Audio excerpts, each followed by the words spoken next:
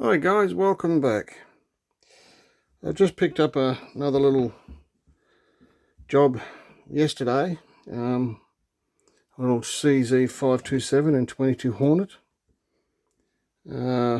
It had apparently accuracy issues and it was sold to me real cheap as a parts gun. I brought it home, gave it bore a really good scrub. I mean, the bluing on the rifle is fantastic.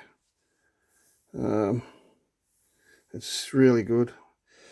I had a set of solid steel rings to fit and a little Nikon Pro Staff 3 to 9 by 40, which fits in there nicely, just the right amount of clearance. Didn't have the sights come with it, unfortunately, but wouldn't use the rear one anyway. But yeah, but the bluing is all good. Had accuracy issues. Someone had been at the bolt handle with looked like a bit of the bench grinder, so it's been cleaned up and polished and re-blued. So we've got the right amount of clearance on the bolt handle. There was feeding issues as well. It wouldn't fire, and someone had wound prior to me. I didn't take it out of the stock. I just gave the bore a really good clean. I thought, well, we'll see what it's like, and just put the scope on it, zero it, and then just see if it would grip at all.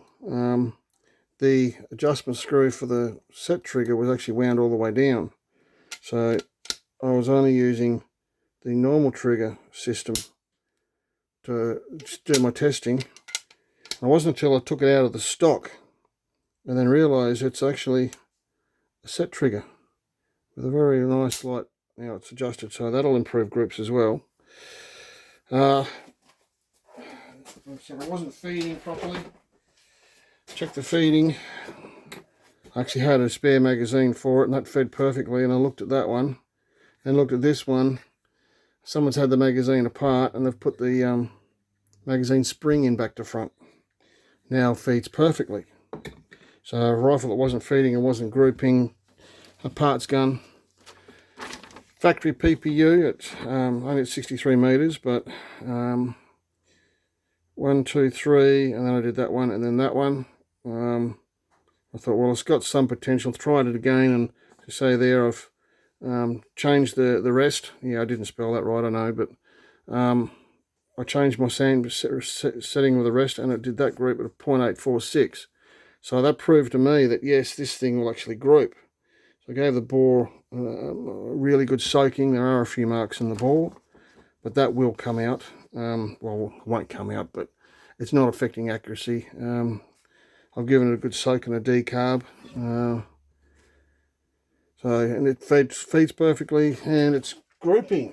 Okay, now the stock itself, missing the front bushing, and someone's had to go at doing the bedding and then filed the bedding out.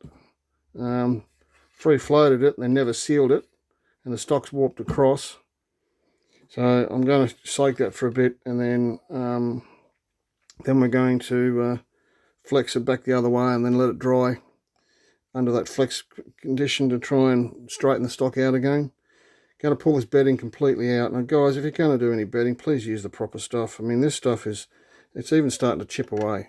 I don't know, builder's bog or something they've used. It's not good. It's not good at all. Yeah.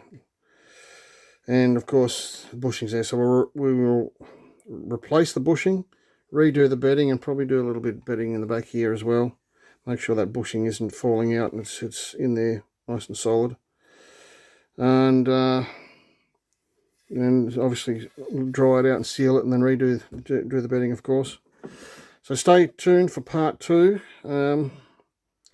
A junk gun that wasn't grouping and sold to me as parts is actually grouping, but I suspect it'll actually group better once I get that bushing in there and the bedding done properly and the floating and the stock warp taken out of it.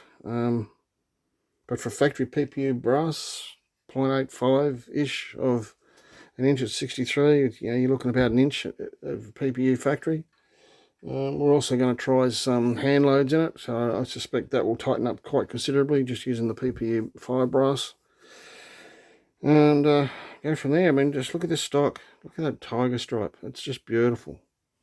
Beautiful stock in it. You know, nice tiger stripe to it. Nice iridescent looking. It just looks nice.